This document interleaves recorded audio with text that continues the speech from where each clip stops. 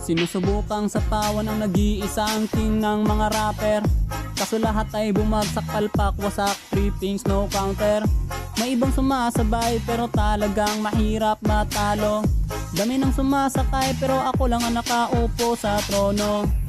Bloodstrike o PUBG, ML o Call of Duty, wala tong pinipili. Kahit pa 1v20, ako ang nasa tuktok ng rappers dito sa TikTok. Di nyo to matatrash talk, no choice kundi magmukmok. Kahit sino pa na makata ng TikTok ang ipakita, masyado nang halata.